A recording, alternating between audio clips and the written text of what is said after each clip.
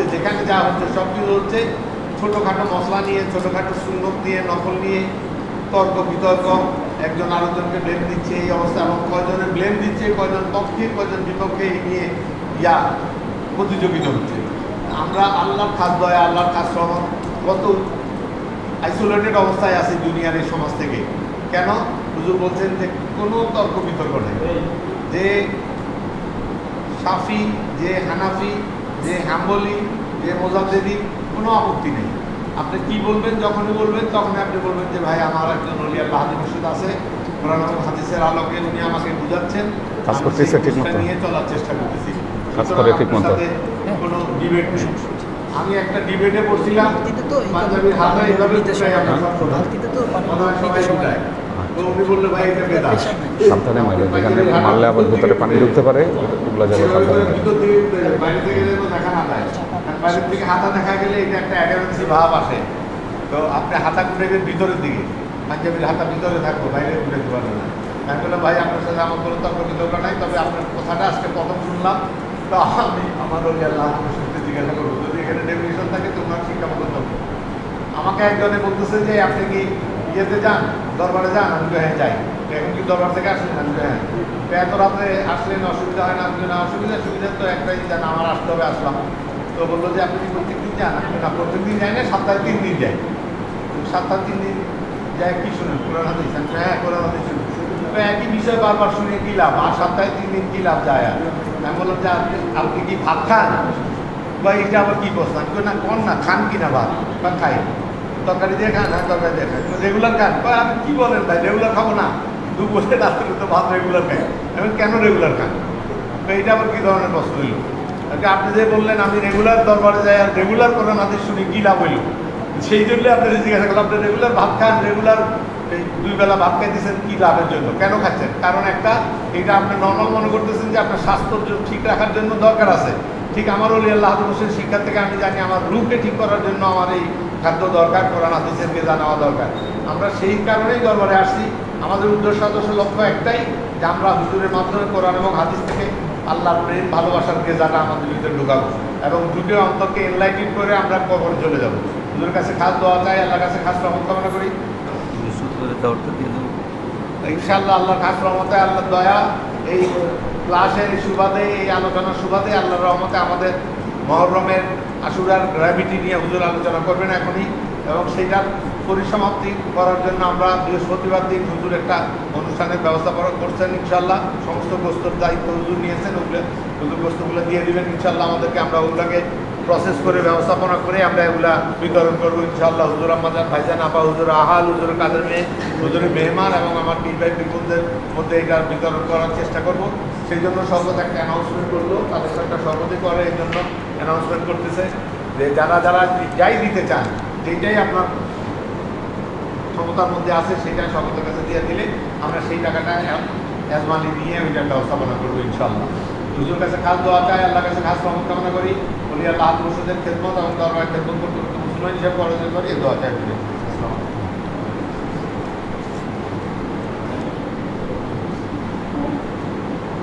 আলহামদুলিল্লাহ আলহামদুলিল্লাহ নাহমাদুহু ওয়া নাস্তাঈনুহু ওয়া নাস্তাগফিরুহু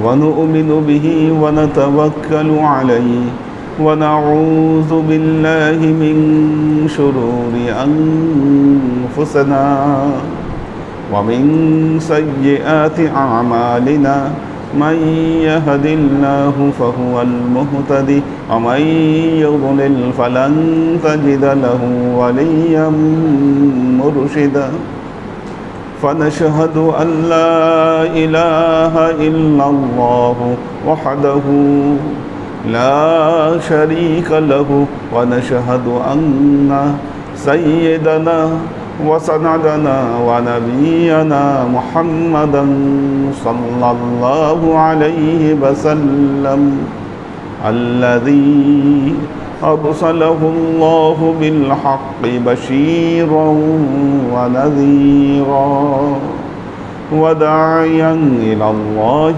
بإذنه وسراجا منيرا وقال الله تعالى في كلامه المجيد وفرقانه الحميد ما كان محمد أبا أحد من رجالكم ولكن رسول الله وخاتم النبيين وكان الله بكل شيء عليما إن الله وملائكته يصلون على النبي يا أيها الذين آمنوا صلوا عليه وسلموا تسليما صلى الله على محمد صلى الله عليه وسلم صلى الله على محمد صلى الله عليه وسلم صلى الله على محمد صلى الله عليه وسلم আল্লাহর আশিক ও সালেক বৃন্দ, কিতাবুল মানাসিক আমরা পড়ছিলাম, হজের অধ্যায়। আন আবি হুরায়রাতা ক্বালা সুইলান নবী সাল্লাল্লাহু আলাইহি ওয়াসাল্লাম আইয়ুল আমালু আফদালু। আল্লাহ নবীকে প্রশ্ন করা হলো, কোন আমল সর্বোত্তম? ক্বালা ঈমানুন বিল্লাহ। আল্লাহ নবী উত্তর দিলেন, আল্লাহর প্রতি ঈমান। ঈমান ছাড়া সমস্ত আমল অর্থহীন। যিনি বেঈমান তার কোনো আমল কাজে আসবে না। এবং আমাদের এই ঈমানটি কালেমার মধ্যে নিহিত। ঈমান আনতে হলে কালেমাকে পরিপূর্ণভাবে গ্রহণ করতে হবে। আমাদের কালেমার দুটো অংশ, একটি হলো তাওহীদ, একটি হলো রিসালাত। তাওহীদ হচ্ছে আল্লাহর প্রতি বিশ্বাস, রিসালাত হচ্ছে নবীর উপর বিশ্বাস। আল্লাহর প্রতি বিশ্বাসের কিছু মূল ধারা রয়েছে, নবীর উপর বিশ্বাসের কিছু মূল ধারা রয়েছে। এই উভয়ের উপরে যারা বিশ্বাস আনবে তারা ঈমানদার। বর্তমানে এক শ্রেণীর লোক তারা বলেন লা ইলাহা ইল্লাল্লাহ এটি কালেমার অন্তর্ভুক্ত, মুহাম্মদ রাসূলুল্লাহ এটি কালেমার অন্তর্ভুক্ত নয়।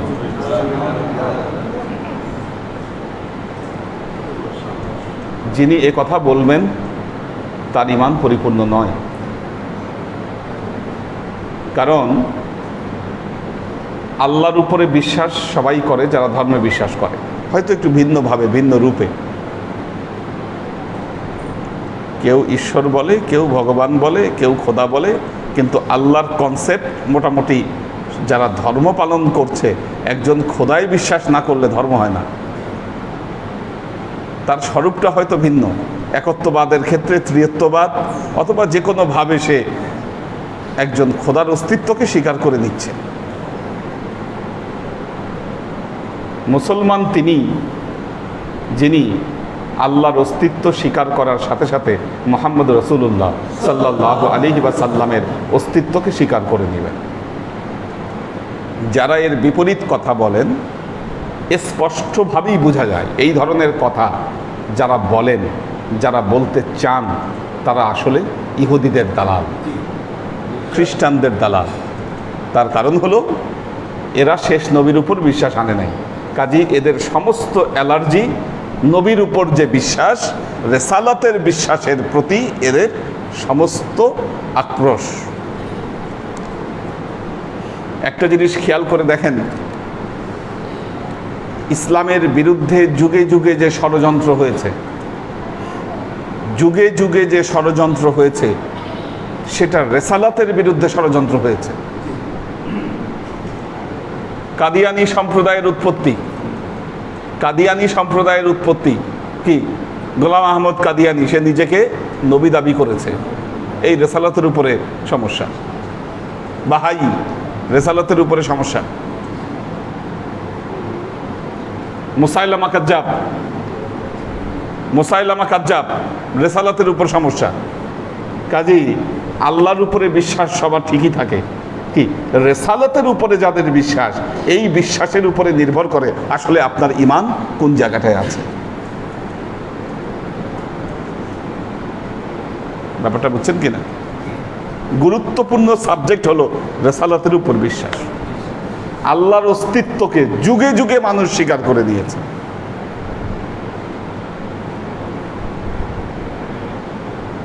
কাফের, কাফের শব্দের অর্থ গোপনকারী, গোপনকারী, অস্বীকারী। সত্যকে যারা গোপন করেছিল তারাই কাফের। আরবের মক্কার কুরাইশরা হজ করত, কাবা ঘর তাওয়াফ করত, কি খোদায় বিশ্বাস না হলে তো এটা করতো না, এটা করতো না। তাদের পুরনো ধর্ম সেখানে ছিল। কিন্তু নবীর উপর বিশ্বাস না আনার কারণে, নবীর উপর বিশ্বাস না আনার কারণে আরবের এই কুরাইশরা কাফের হিসাবে বিবেচিত হয়েছেন। কারণ আরবের প্রাচীন ধর্ম এটা কিন্তু মনোথিস্টিক ধর্ম, একেশ্বরী ধর্ম। এটা তারা একেশ্বরবাদে বিশ্বাস ছিল, যাদেরকে হানিফ সম্প্রদায় বলা হতো। মূল ধারা ছিল একেশ্বরবাদী। ইহুদি ধর্মও কিন্তু একেশ্বরবাদী ধর্ম, ইহুদি ধর্ম একেশ্বরবাদী ধর্ম। সাবিয়ান্স যারা, তারাও একেশ্বরবাদী ধর্ম। মূল ধারায় কিন্তু একেশ্বরবাদিতা আছে। এখান থেকে একটু ডিফারেন্ট হয়ে গেছে খ্রিস্টানরা। প্রকাশ্য ত্রিয়ত্ববাদে এরাই জড়িয়ে পড়েছে, শিরকের মধ্যে এরাই জড়িয়ে পড়েছে। তো একেশ্বরবাদী ধর্ম থাকা সত্ত্বেও তাদেরকে কেন কাফের ঘোষণা করা হলো? তার কারণ হলো তারা নবীর উপর বিশ্বাস আনেনি। কাজী আজকের দিনে ইহুদিরাও নবীর উপর এক আল্লাহর উপর বিশ্বাস করছে, খ্রিস্টানরা সেটা ভিন্নভাবে বিশ্বাস করছে। খ্রিস্টানদের এক দল আবার এক আল্লাহ বিশ্বাস করে, সাবিয়ানসরাও এক আল্লাহ বিশ্বাস করে, আপনিও এক আল্লাহ বিশ্বাস করেন। আপনি আসলে মুমিন কিনা প্রমাণ হবে নবীর উপর আপনার বিশ্বাসের ব্যাপারে আপনার মতামত কি সেটার উপর, সেটার উপরে। আল্লাহর আশিক ও সালেক বৃন্দ, আল্লাহ নবীকে প্রশ্ন করা হলো আইয়ুল আমালু আফদালু, ক্বালা ঈমানুম বিল্লাহ ওয়া রাসূলিহি। প্রকাশ্য কথা, ঈমানুম বিল্লাহ ওয়া রাসূলিহি। খালি আল্লাহর উপরে বিশ্বাস আনলে হবে না, রাসূলের উপর বিশ্বাস আনতে হবে।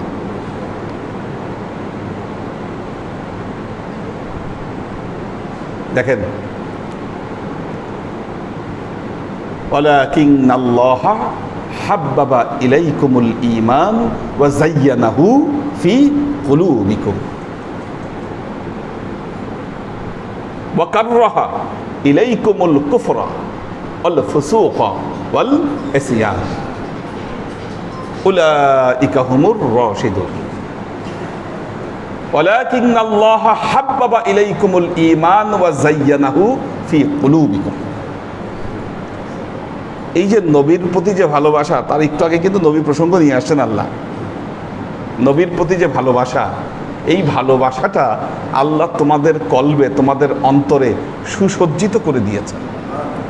আর যে জিনিসটি অপছন্দ করেছেন, ওয়াকাররাহা ইলাইকুমুল কুফরা, কুফরি অপছন্দ করেছেন, ফুসুকা কোনো ফাসিকি চিন্তা নবীর ব্যাপারে, এটাকে অপছন্দ করেছেন, অল ইসয়ান নবীর অবাধ্যতাকে অপছন্দ করেছেন। এখন আপনি নবীর উম্মত হলে এই নবীর গুণগান গাওয়াই আপনার ইবাদত। কি এই গুণগান গাইতে যদি আপনি কৃপণতা করেন, তার মানে বোঝা গেল কি আপনার ভেতরে মুনাফিকি আছে।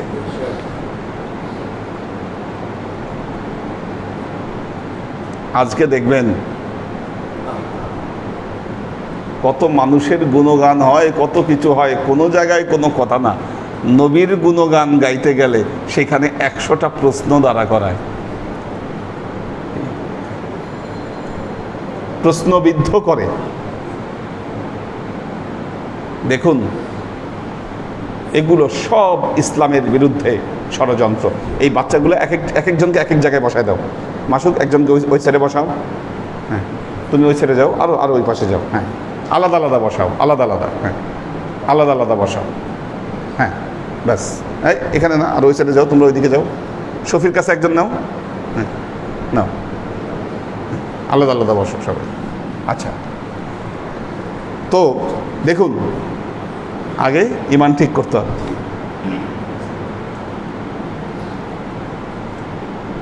ক্বালা ঈমানুম বিল্লাহ ওয়া রাসূলিহি কিলা সুম্মা মাযা। এরপর কোনটা? এরপর কোনটা? আল্লাহ নবী বললেন, আল জিহাদু ফি সাবিলিল্লাহ, আল্লাহর প্রতি জিহাদ করা। জিহাদ অর্থ কি? হ্যাঁ, কি করা? ধর্মযুদ্ধ। আর নিরন্তর সংগ্রাম করা, নিরন্তর চেষ্টা করা, প্রাণান্তকর চেষ্টা করা। জিহাদ শব্দের অর্থ হলো এটা, ধর্মযুদ্ধ নয়। ধর্মযুদ্ধের জন্য কোরআনে অন্য আরেকটি শব্দ ব্যবহার করা হয়েছে, কিতাল। কুতিবা আলাইকুমুল কিতাল ওয়া হুয়া কুরহুল লাকুম। আল্লাহ বলছেন, তোমাদের উপরে কিতাল ফরজ করা হয়েছে, এটা তোমাদের কাছে অপছন্দনীয় মনে হয়। তবে হ্যাঁ, কিতাল সব সমাজে, সব জনপদে কিতাল জায়েজ নয়।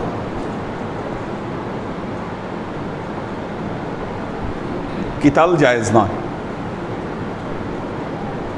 কিতাল জায়েজ হওয়ার জন্য যিনি সর্বোচ্চ ধর্মীয় নেতা থাকবেন তার ফতোয়া লাগবে, তার আদেশ লাগবে। এই আদেশ ছাড়া কিতাল জায়েজ হবে না। আল্লাহ নবী বলেছেন, উমিরতু আন উকাতিলান নাস, আমি মানুষের সাথে ততক্ষণ, ওই সময় আমি যুদ্ধ করার জন্য আদিষ্ট হয়েছি যখন মানুষের লা ইলাহা ইল্লাল্লাহু মুহাম্মাদুর রাসূলুল্লাহ এই কথা বলার অধিকার যখন কেড়ে নেওয়া হয়, আমি তখন যুদ্ধ করার ব্যাপারে আদিষ্ট হয়েছি। কেউ যদি বলেন, আমাদের এই বাংলাদেশের সমাজে যেখানে আমরা আমাদের ধর্ম কর্ম সব কিছু নির্বিঘ্নে পালন করতে পারি, কি এখানে কিতাল জায়েজ, বোঝা যাবে এ হচ্ছে সন্ত্রাসী, এটা সন্ত্রাস। আমাদের সমাজে কিতাল জায়েজ নয়। কখন জায়েজ হবে? যদি আপনাকে মসজিদে নামাজ পড়তে না দেয়, আজান দিতে না দেয়, আপনার ধর্ম আপনাকে পালন করতে না দেয়, কি তখন আপনার উপরে কিতাল বৈধ। আপনি সব কিছু করতে পারছেন, আপনি এখানে কিসের কিতাল? হযরত শাহজালাল ইয়ামানি কেন আসলেন? কেন আসলেন তিনি? বোরহানউদ্দিন তার ছেলের আকিকায় গরু জবাই করেছিল, সেই অপরাধে গৌর গোবিন্দ তার হাত কেটে দেয়, হাত কেটে দেয়, আর তার শিশু সন্তানকে 2 টুকরা করে ফেলে। কত বড় জুলুম! কি কত বড় জুলুম! এই জুলুমের বিরুদ্ধে কি মুসলমানরা সংগ্রাম করতে গিয়ে সিলেট বিজয় করল। দেখেন, অনেকে বলেন, পশ্চিমা গবেষকরা যখন মুসলমানদের বদনাম করতে যান, তারা বলতে চান মুসলমানরা সাম্রাজ্যবাদী ছিল। একটা যুদ্ধ দেখান, আপনি যদি যুদ্ধগুলোর ব্যাকগ্রাউন্ড যদি আপনি যাচাই করেন, কি বড় কোনো জুলুম বা অত্যাচার ছাড়া, রাসূলুল্লাহ সাল্লাল্লাহু আলাইহি ওয়াসাল্লাম তো তার জীবনে পরিচালনা করেনি নেই কোনো অভিযান, কি খোলাফায়ে রাশেদাও কখনো করেন নাই। কোনো একটা অকারেন্স ঘটেছে, বড় একটা ঘটনা ঘটেছে, কি তখনই আক্রমণ করতে হয়েছে।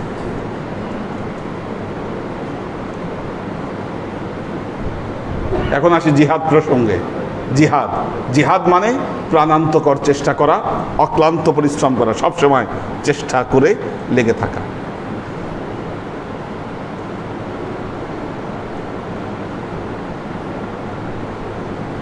এখন বলেন আপনারা জিহাদরত আছেন কিনা? কি ডক্টর শওকত ওসমান, আমাদের মহিউদ্দিন ভাই, আব্দুল সাত্তার ভাই, আমাদের ইব্রাহিম ভাই, কত দূর থেকে আসছে ওনারা এখানে?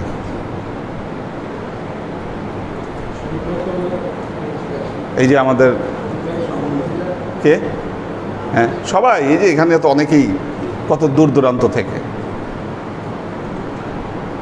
ঢাকা শহরের এক এলাকা থেকে যখন আরেক এলাকা বিচ্ছিন্ন, আমরা বিচ্ছিন্ন প্রায় আমরা, এত সহজ নয়। ওই যে আমাদের আব্দুল সামাদ আজাদ, উনি লালবাগ থেকে আসছে। কোথায়? লালবাগ না, কামরাঙ্গীরচর। ঢাকা শহরের এক এলাকা থেকে আরেক এলাকা যখন বিচ্ছিন্ন, আগে এত সমস্যা ছিল না। আমি দেখেছি এই দৃশ্য, আমারই মনে আছে। ঢাকা শহরে বের হলে আমরা চিন্তা করতাম লাল বাতিতে আটকাবো না সাদা বাতিতে আটকাবো, এই চিন্তা করতাম। এখান থেকে বিশ্ববিদ্যালয়ে যেতে 1.5 ঘন্টা লাগবে, 1 ঘন্টা লাগবে। জ্যাম না থাকলে যেখানে 12 মিনিট লাগে, 15 মিনিট লাগে সর্বোচ্চ, কি সেই পথ 1.5 ঘন্টা 2 ঘন্টাও লাগে, 2 ঘন্টাও লাগে সেটা। এই বিচ্ছিন্ন প্রায় অবস্থায় আপনারা যারা এখানে 3টা ক্লাস করছেন, ছুটে আসছেন, কি জান মাল দিয়ে আপনারা চেষ্টা করে যাচ্ছেন, এটা কি জিহাদ না?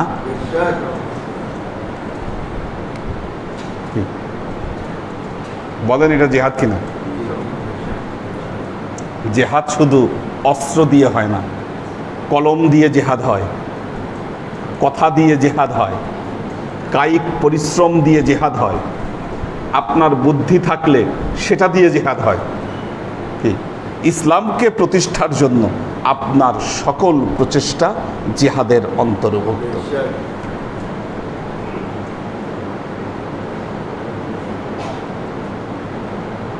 সবাই মুজাহিদ হতে পারে না কেন?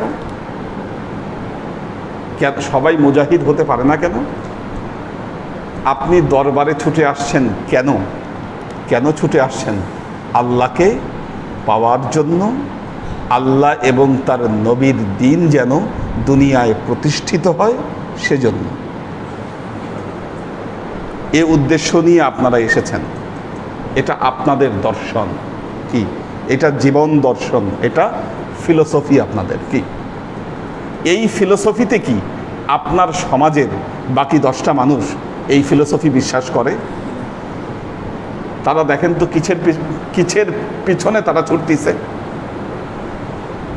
বলেন, যিনি অর্থের পেছনে ছুটছেন, তার জীবন যৌবন সব শেষ করে দিয়েছেন এর পেছনে, তিনি কি কখনো মুজাহিদ? কি এখন তিনি বলবে আমি তো সারাদিন আমার শরীর ভাঙা, আমি পরিশ্রম করি, কি এর বিনিময়ে তিনি কি দাবি করতে পারবেন আমি মুজাহিদ? উনি মুজাহিদ নন, যেহেতু তার জীবনের ফিলোসফি, জীবন দর্শন ভিন্ন। উনি দুনিয়াদার, উনি মুজাহিদ নন। মুজাহিদ তিনি যিনি তার সকল কর্মের ঊর্ধ্বে, তার জীবনের মূল উদ্দেশ্য থাকে দিনের পথে যেন তার জীবনটি ব্যয় হয়, তিনি মুজাহিদ।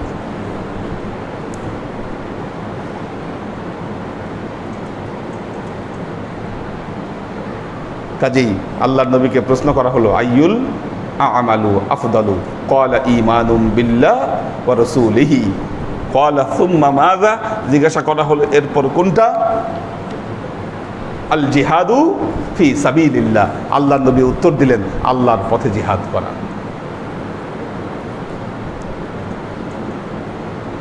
সুম্মা মাযা, এরপর কোনটা? এরপর কোনটা? আল্লাহ নবী বললেন ক্বালা হাজ্জুল মাবরুর, মাবরুর হজ, মাবরুর হজ।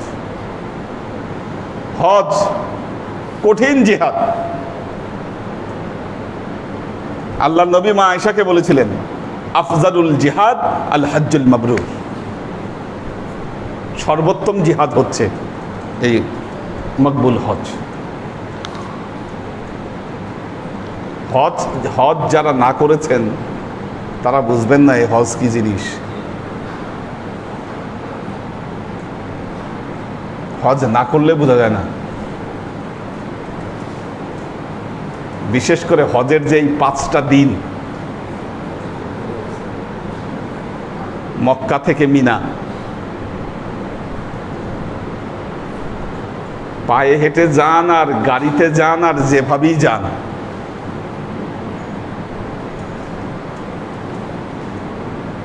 বারো কিলোমিটার জায়গার পরিধি হচ্ছে 12 কিলোমিটার। এইখানে অ্যাকোমোডেশন হবে 40 লক্ষ মানুষের। 12 কিলোমিটার, তাও তো পুরো এরিয়া। মিনা বা মুজদালিফা ওই এরিয়াগুলো আরও ছোট। কাজী আপনি মক্কা থেকে মিনায় যাবেন,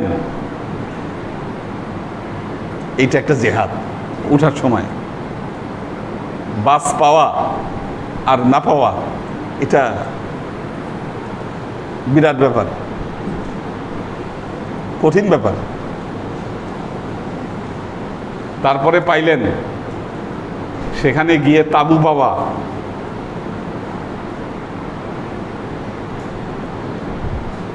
এবার যে আমাদের তাঁবুগুলো ছিল, এটা যে শুধু আমাদের এখানে ছিল তা কিন্তু না, সবার এক সেম প্রবলেম। খোঁজ নিয়েছি সব জায়গায়। কয় ফিট বাই কয় ফিট হবে ওই যে ইয়াগুলা বিছানো ছিল, ফোমগুলা, ফোম হ্যাঁ,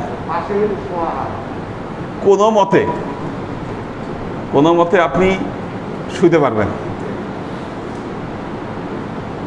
এছাড়া উপায় নাই তো, উপায় নাই।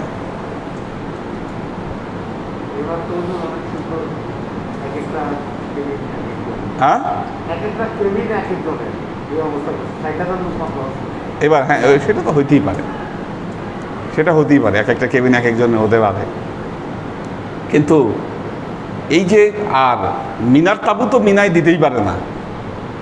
আমাদের তো বাংলাদেশ থেকে যারা নিয়ে যায়, মিনার তাবু মিনায় যদি দেয়, তাও সেটা দিবে পাহাড়ের উপরে, পাহাড়ের 2 তলা 3 তলা উপরে। ওই উঠতে নামতেই আপনার জান বাইরে হয়ে যাবে ওখানে। আমরা তো এবার মিনার তাবু মিনাতেই পেয়েছি, মুজদালিফাই পেয়েছি। খুব সুন্দর ব্যবস্থাপনা ছিল।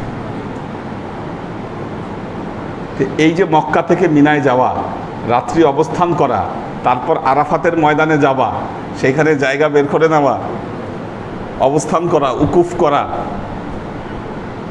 এই পুরো সময় ধৈর্য, সৌর্য, টেম্পার সব কিছু ধরে রাখা, আর এই আমলগুলো সুসম্পন্ন করা, কি এটা কঠিন ব্যাপার, কঠিন কাজ। এটা আগে একরকম কঠিন ছিল, এখন আরেক রকম কঠিন।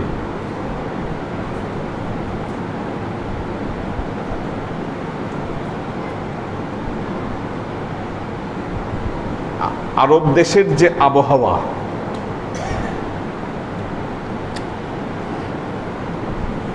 আপনারা ওই টেস্ট পান নাই। মরুভূমিতে পথ চলার যে টেস্ট, এটা আপনারা পান নাই। না পাওয়ার কারণ হলো এয়ার কন্ডিশন গাড়িতে গেছেন, এয়ার কন্ডিশন গাড়িতে আসছেন, সব জায়গায় এয়ার কন্ডিশন, বাইতুল্লাহ এয়ার কন্ডিশন, সাফা মারোয়া এয়ার কন্ডিশন, হ্যাঁ, যেখানে যাচ্ছেন তাঁবুতে এয়ার কন্ডিশন, এই তাঁবুর মধ্যেও এয়ার কন্ডিশন। ওই টেস্ট পাওয়ার সুযোগ হবে না, সুযোগ নাই। মরুভূমি যে কি জিনিস,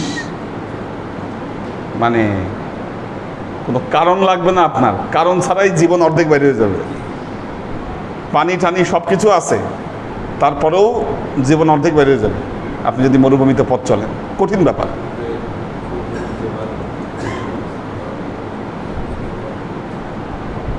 আজ থেকে যারা 40-50 বছর আগে যারা হজ করেছে বা 60-70 বছর আগে হজ করেছে, কি অবস্থায় তারা হজ করেছে চিন্তা করে দেখেন। এত সুযোগ সুবিধা কিচ্ছু ছিল না তখন, কিন্তু তখন জনসংখ্যা কম ছিল, এখন মানুষ অনেক বেড়েছে, কাজেই কষ্টের ভিন্নতা এসেছে, অন্যরকম কষ্ট এখন এসেছে। তবে যেভাবেই করেন, হজ্জুল মাবরুর এটা হচ্ছে উত্তম জিহাদ। আন আয়েশাতা উম্মুল মুমিনিন আন্নাহা ক্বালাত ইয়া রাসূলুল্লাহ নারাল জিহাদা আফদালুল আমাল আফালা নুজাহিদু। আল্লাহ নবী মা আয়েশা আল্লাহ নবীকে জিজ্ঞাসা করলেন, ইয়া রাসূলুল্লাহ, আপনি বলেছেন জিহাদের কথা, জিহাদ অনেক উত্তম আমল, আমরা কি জিহাদ করব না? আফালা নুজাহিদু, আমরা কি জিহাদ করব না?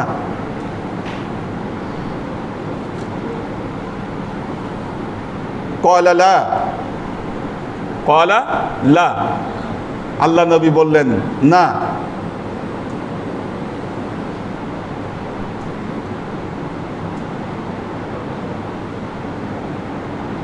লাকুমনা আফজাদুল জিহাদ হজ্জুল মাবরুর, জিহাদ করার দরকার নাই, বরং হজ্জে মাবরুর করো, এটাই হচ্ছে সর্বোত্তম জিহাদ। হজ্জে মাবরুর করো, এটা হলো সর্বোত্তম জিহাদ।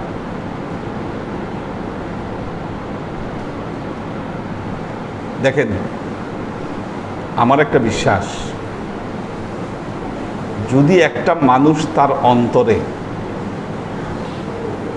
খুব দৃঢ় ইচ্ছা রাখেন, সেটার জন্য অল্প অল্প করে আর টাকা জমান,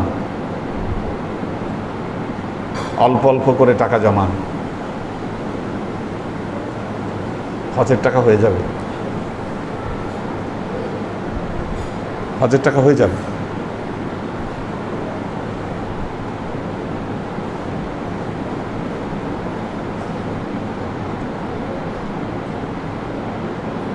তো কারণ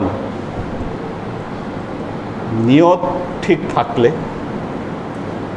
চেষ্টা করলে আল্লাহ তাকে অবশ্যই সাহায্য করবেন, যতই পাহাড় সম মনে হোক না কেন।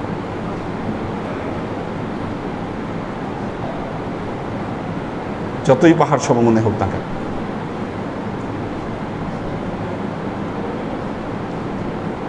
আমাদের অবস্থা হলো, যখন হাতে টাকা আসে, আগে আমরা চিন্তা করি আমাদের দুনিয়ার ল্যাকনেস কি আছে, আগে এগুলা ফিল আপ করি, এগুলো আগে ফিল আপ করি,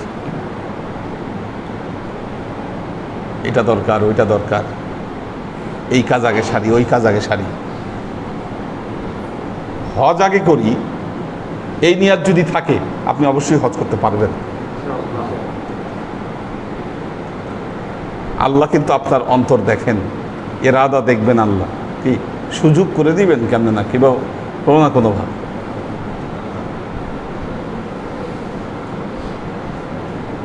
কাজে যুবকদেরকে বলি, ইয়াংদেরকে বলি, ইয়াংরা যারা আছে এখানে, যারা বুড়া হয়ে গেছে, হজ করে নাই, জীবনের অনেক সময় পার হয়ে গেছে, এখন থেকে টাকা জমানো শুরু করো, শুরু করো, 1 টাকা 2 টাকা দিয়ে শুরু করো, 10 টাকা 100 টাকা শুরু করো, কি আল্লাহ এমন বরকত দিবে, হজ হবে ইনশাল্লাহ। না করলে হবে না, এই নিয়াতটা না করলে কোনোদিন হবে না। কারণ জীবনে এই কাজ ওই কাজ করতে করতে কোথায় গড্ডালিকা প্রবাহের সময় পার হয়ে যাবে, কি ওই খেয়ালই থাকবে না, দেখা যাবে যে বয়স শেষ, সময়ের ঘন্টা বেজে গেছে এক সময়।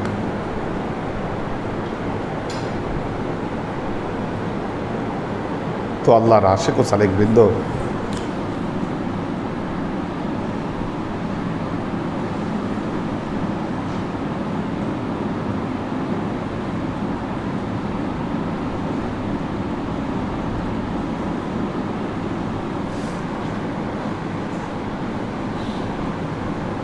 عن أبي هريرة رضي الله تعالى عنه أنه قال سمعت النبي صلى الله عليه وسلم يقول من حج لله فلم يرفش ولم يفسق رجع كيوم ولدته أمه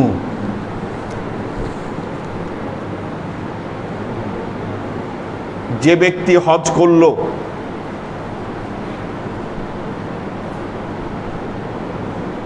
ওয়ালাম ইয়ারফুস ওয়ালাম ইয়াফসুক হজের মধ্যে কোনো ফাহেসা কাজ করলো না, ফাহেসা কাজ করলো না, কোনো ফাসিকি কাজ করলো না, তার মা তাকে যেদিন জন্ম দিয়েছে ওই দিন সে যেমন নিষ্পাপ ছিল সেভাবে নিষ্পাপ হয়ে সে ফিরে আসবে।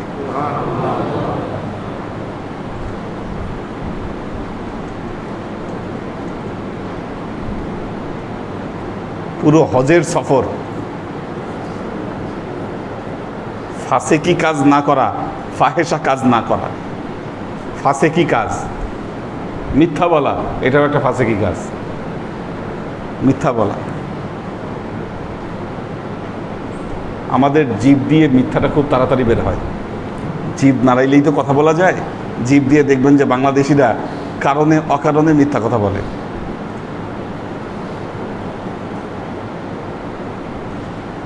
আমি একটা জিনিস দেখেছি, বাংলাদেশিরা বহু জিনিস নিয়ে মিথ্যা কথা বলে। বয়স নিয়ে মিথ্যা কথা বলে,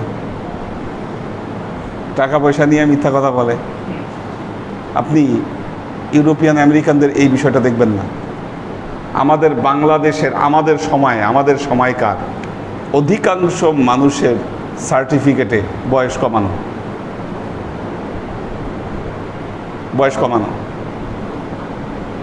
আমি মাদ্রাসা থেকে পরীক্ষা দিয়েছি, আমার বয়স কমাই দিচ্ছে আমার মাদ্রাসার হুজুর।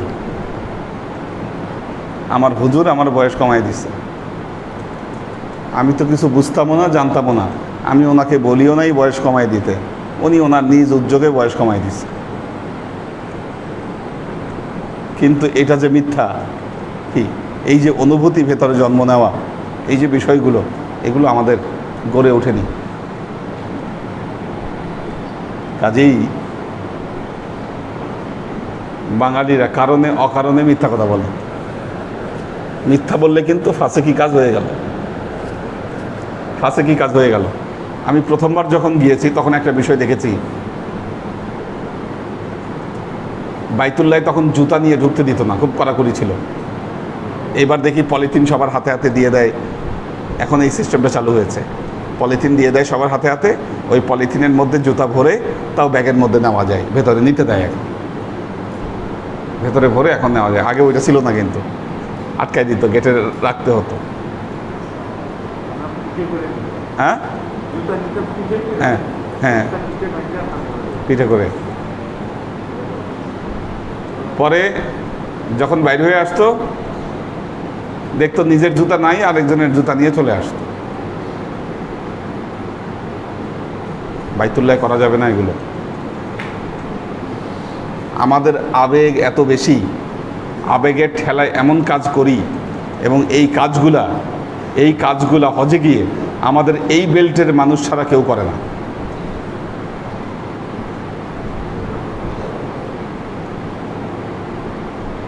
আগে তো সাফা মারোয়া উন্মুক্ত ছিল, দেখবেন যে মারোয়া পাহাড়ের নাই কিছু, লেবেল হয়ে গেছে। মারোয়া পাহাড় কিছু নাই, লেবেল হয়ে গেছে, আর ওইটার উপরে আঠা ইয়ে করে দিছে। তার কারণ হলো ভেঙে ভেঙে নিয়ে আসতো। আমি নিজ চোখে আমার দেখা 2008-এ পাকিস্তানি, ইন্ডিয়ান, বাংলাদেশি সাফা পাহাড়ে উঠে সমানে বাইরে বাইরে সাফা পাহাড়ের পাথর ভাঙতিছে আর ব্যাগের মধ্যে ভরতিছে। আমার নিজে দেখা। হ্যাঁ, বরকতের জন্য নিয়ে আসবে। তারপরে ব্লেড নিয়ে বাইতুল্লাহর গেলাফ কাটে। এবার এরকম আমি 2-3টা ধরতে দেখছি। গেলাফ এরা আবার সতর্ক থাকে, যারা পাহারা দেয় এত জানে এই বিষয়গুলা। যখন আমাদের বেল্টের মানুষ যায় এরা সতর্ক থাকে, ব্লেড দিয়া ওই কাবাঘরের গ্লাভ খাইটা নিয়ে আসে, অথবা যে কোনো একটা সুতা গ্লাফের টানাটানি করে ছুটে নিয়ে আসে।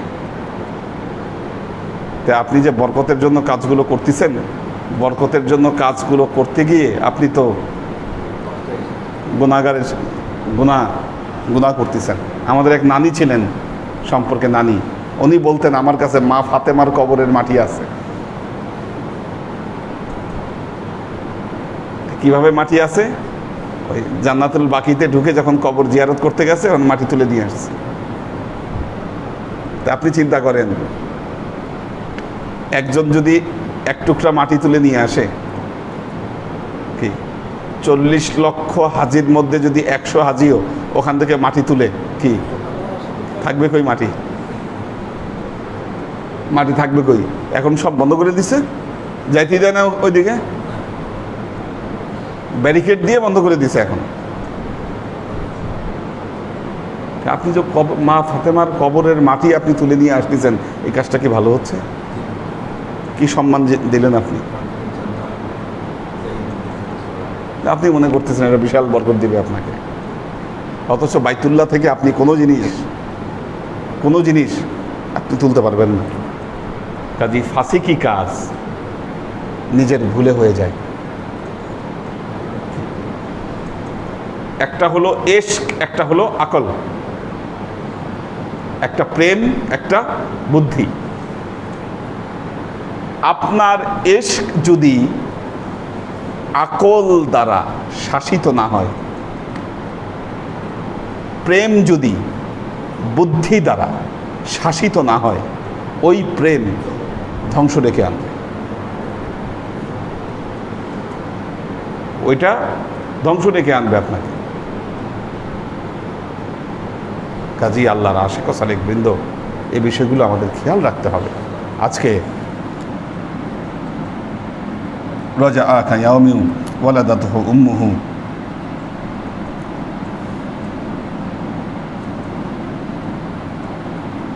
তো শেষ একটা ওয়াতাজাওয়াদু ফাইন্না খায়রাজ যাদিত তাকওয়া। ইয়ামিনবাসীরা যখন হজে যেত আগের যুগে, ইয়ামান, আহলে ইয়ামান, তখন তারা বলতো ইয়াকুলুন নাহানু মুতাওয়াক্কিলুন, আমরা আল্লাহর উপর তাওয়াক্কুল করব। সাথে করে কিছু আনতো না, হজে যাইতো সাথে করে কোনো টাকা পয়সা কিছু দিত না, বলতো নাহানু মুতাওয়াক্কিলুন, আমরা আল্লাহ ভরসা, আল্লাহর উপর ভরসা করে যাব। কাবা করে গিয়ে যখন বাইতুল্লাহ গিয়ে যখন কিছু খাবার দাবারে কিছু দাম হইতো তখন কি করতো? ফাস আলুন নাস, মানুষের কাছে এরা ভিক্ষা করতো, মানুষের কাছে ভিক্ষা করতো।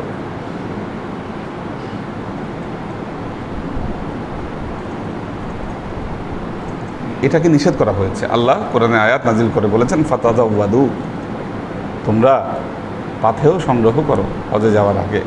ফাইন্না খায়রাজ যাদিত তাকওয়া, মনে রাখবা সর্বোত্তম পাথেয় হচ্ছে তাকওয়া। কেউ কেউ হজে যাই ভিক্ষা করার জন্য,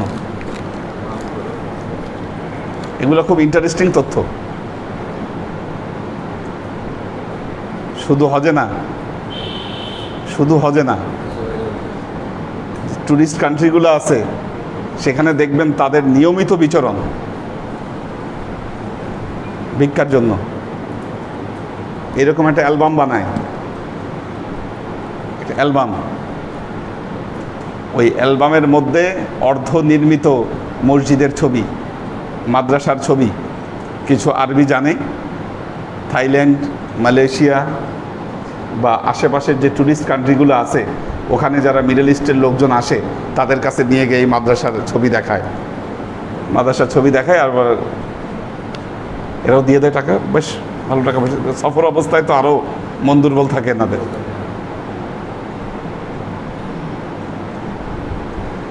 থাইল্যান্ডে যাইতে আসতে আর কত, যাওয়া আসার রিটার্ন টিকিট সর্বোচ্চ 20 থেকে 25 হাজার টাকা। আর হয়তো ভিসা প্রসেসিং আরও 5,000 গেল, 30,000 টাকা দিয়ে যায়, মোটামুটি 4-5 লাখ টাকা কামায় চলে আসে।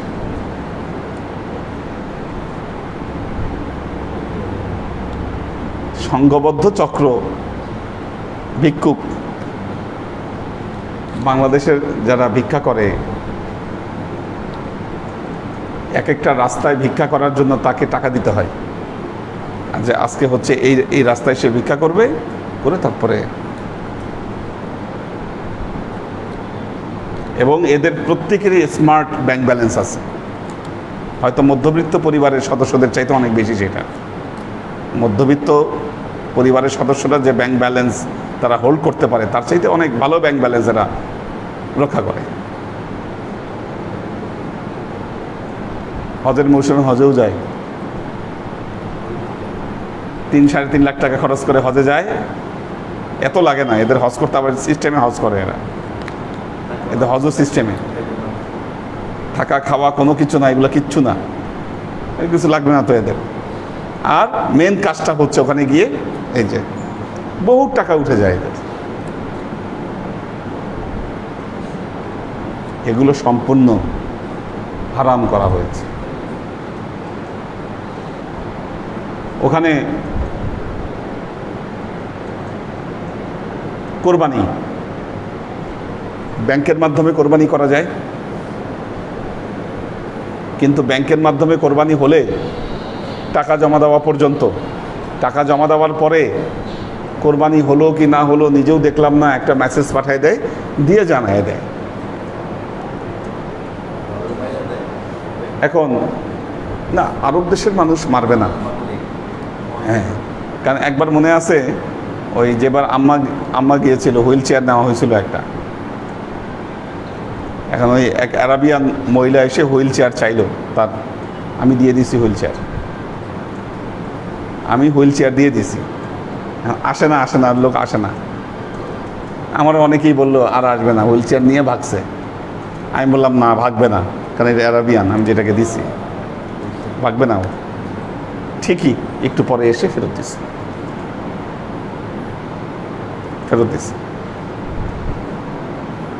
তো বিষয় হচ্ছে যে আমরা এখন নিজ হাতে কোরবানি করলে ভাল লাগে। এখন যাকেই বলি বাঙালি ভাই আমাদের তো কোরবানি করা দরকার, হ্যাঁ দেন আমরা কোরবানি করে দিব, সবাই রাজি। কিন্তু যখন বলি আমি নিজে গিয়ে কোরবানি করব, ও তখন কয় পারবো না। মানে এই ফিটিং আর টাকাগুলা খাইতে খাইতে এরা অভ্যস্ত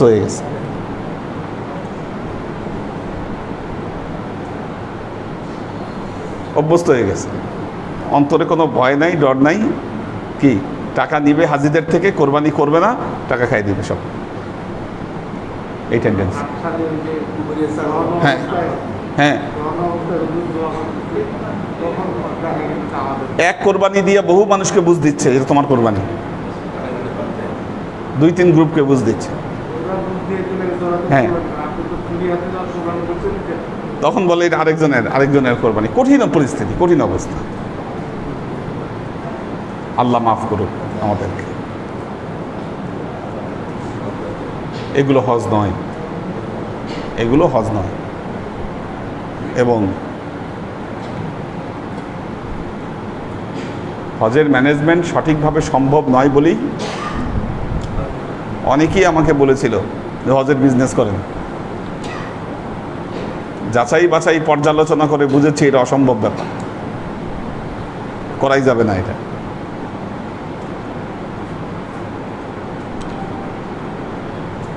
আল্লাহ আমাদেরকে রহম করুন। মিলাদ আসছে, এটা শেষ করে দিয়ে একেবারে মিলাদ করুন থেকে আছে।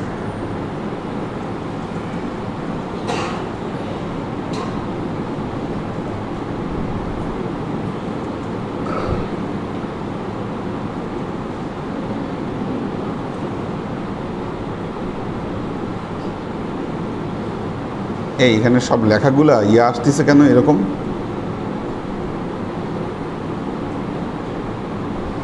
সব লেখাগুলো এমন এভাবে আসে কেন? ফন্ট চেঞ্জ করে দিতে বলি। ফেরদৌসি নাহার আউয়াল, কবির হোসেন,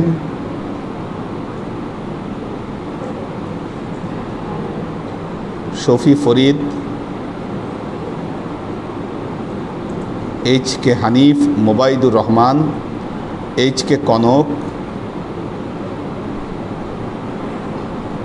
মহিন চৌধুরী,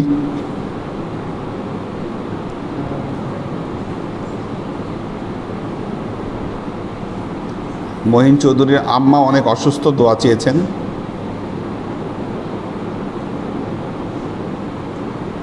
সোহেল খান, আশেক মাহমুদ,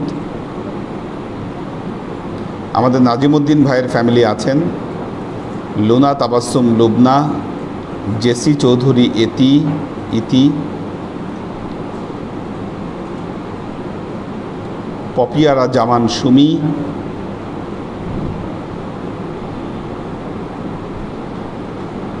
ইরফান শেখ, সাজ্জাদ রহমান, আমাদের হাসিব ভাই আছেন, আখতার সুরাইয়া, নুরুল ইসলাম ফরিদপুর ভাই আছেন, আলী আকবর ভাই আছেন, সুমাইয়া নুহিন দিশা, শরীফুল হক খান, নাসিমুল ইসলাম পটল, মোহাম্মদী তায়েবা,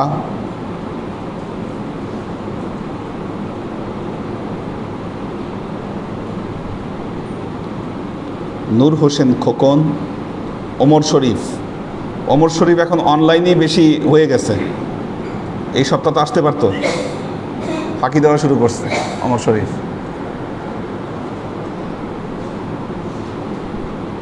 মোহাম্মদ আবু জাফর,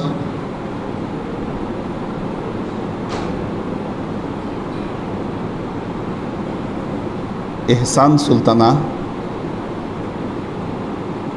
সাগর সরকার, আশিকুর রহমান মুস্তাজির,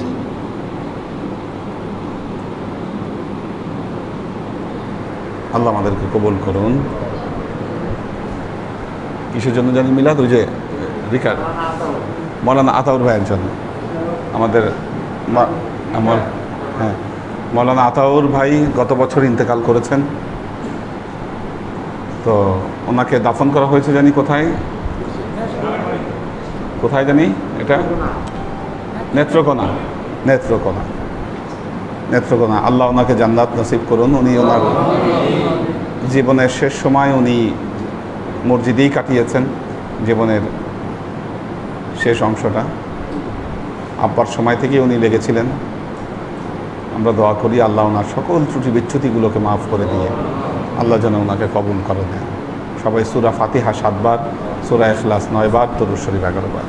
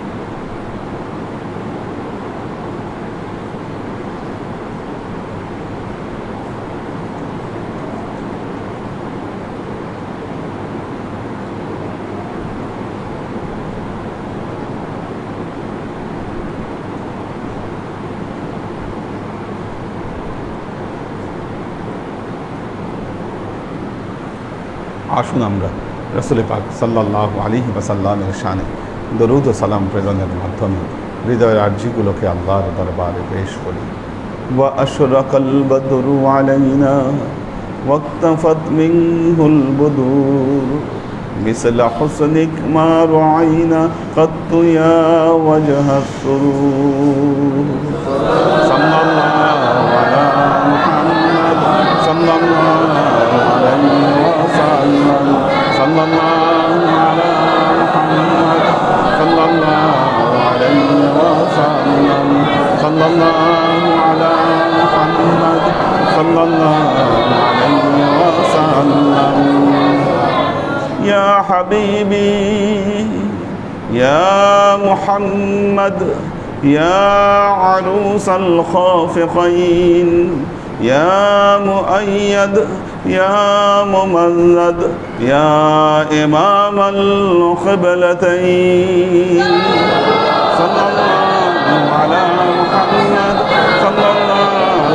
عليه وسلم صلى الله على محمد صلى الله عليه وسلم صلى الله على محمد صلى الله عليه وسلم ما رعينا عيسى حنات بالسور إلا إليك والغمام هلك ظلت والملا صلوا عليك صلى الله على محمد صلى الله عليه وسلم صلى الله على محمد صلى الله عليه وسلم صلى الله على محمد صلى الله عليه وسلم وصلوات الله أحمد عدة أحرف الصدور أحمد الهدي محمد سيد وجه المنير صلى الله على محمد صلى الله عليه وسلم صلى الله على محمد صلى الله عليه وسلم صلى الله على محمد صلى الله عليه وسلم بلغ العلا بكماله كشف الدجى بجماله حسنت جميع خصاله صلوا عليه وآله سلموا يا قوم بر صلوا على صدر الأمين مصطفى ما جاء إلا رحمة للعالمين اللهم آمين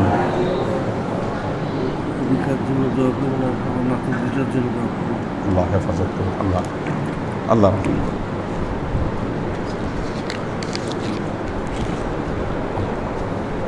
اللهم صل على محمد وعلى آل محمد كما صليت على إبراهيم وعلى آل إبراهيم إنك حميد مجيد اللهم بارك على محمد وعلى آل محمد كما باركت على إبراهيم وعلى آل إبراهيم إنك حميد مجيد ربنا ظلمنا أنفسنا وإن لم تغفر لنا وترحمنا لنكونن من الخاسرين ربنا آتنا في الدنيا حسنة وفي الآخرة حسنة وقنا عذاب النار ربنا لا تزغ قلوبنا بعد إذ هديتنا وهب لنا من لدنك رحمة إنك أنت الوهاب اللهم إنك عفو تحب العفو فاعف عني يا غفور الرحيم الغفور اللهم نور قلوبنا بنور الإيمان ونور قلوبنا بنور الإسلام ونور قلوبنا بنور الإحسان وزين أخلاقنا بنور محمد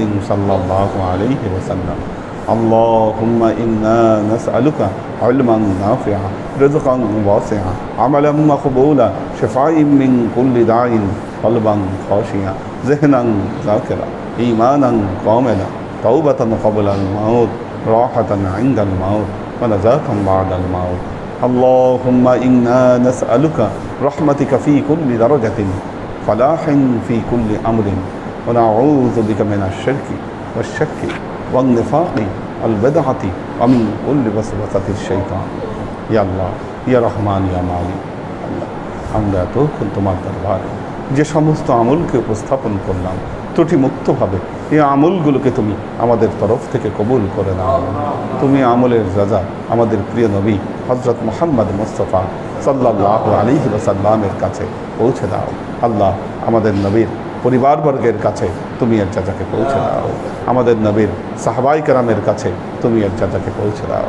এই দুনিয়ার সমস্ত আম্বিয়াই কেরাম, সাহাবাই কেরাম, তবে আইন তবে আইন, ওয়ালি আউলিয়া, গাউস কুতুব, আমাদের মা বাবা, ভাই বোন, আত্মীয় স্বজন, এই দরবার থেকে যত পীর ভাই বোন চলে গেছে সবার রুহে আল্লাহ তুমি এক চাচাকে পৌঁছে দাও।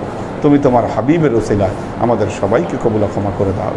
আমাদের জীবন থেকে সমস্ত অভাব অভিযোগ, বালা মুসিবত, দুঃখ কষ্ট, রোগ শোককে দূরীভূত করে দিয়ে দৃঢ় হস্তে তোমার দ্বীনের খেদমতের তৌফিক তুমি আমাদেরকে দান করো। আজীবন যেন তোমার হেদায়েতের পথে প্রতিষ্ঠিত থাকতে পারি সে তৌফিক তুমি আমাদেরকে দান করো। সুবহান রাব্বিকা রব্বিল ইজ্জাতি আম্মা ইয়াসিফুন